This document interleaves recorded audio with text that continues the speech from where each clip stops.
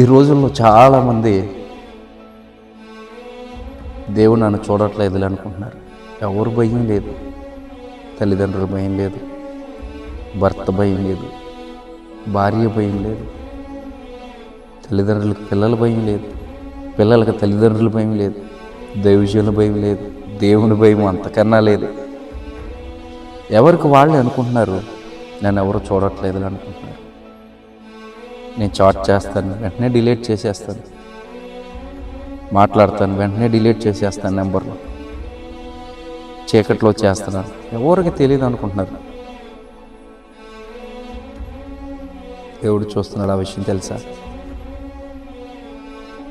నువ్వు నడిచిన ప్రతి నడక, నువ్వు మాట్లాడే ప్రతి మాట,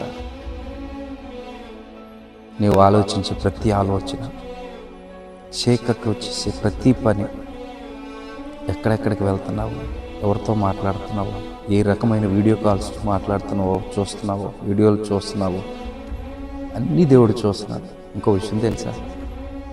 దేవుడు నేను వీడియో తీస్తున్నాడు, ఆ సంగతి తెలుసా? ఎస్, నువ్వు చేసే ప్రతి పని దేవుడు నేను వీడియో తీస్తున్నాడు.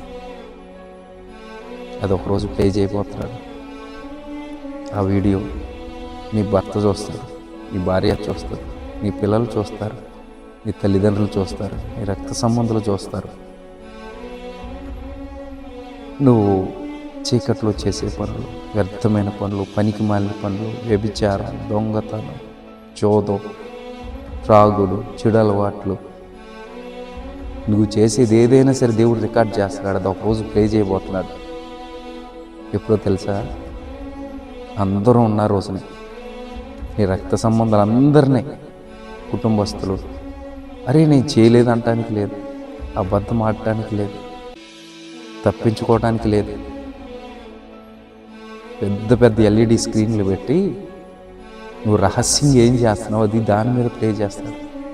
కొన్ని వేల కోట్ల మంది ఆ వీడియోని చూస్తారు.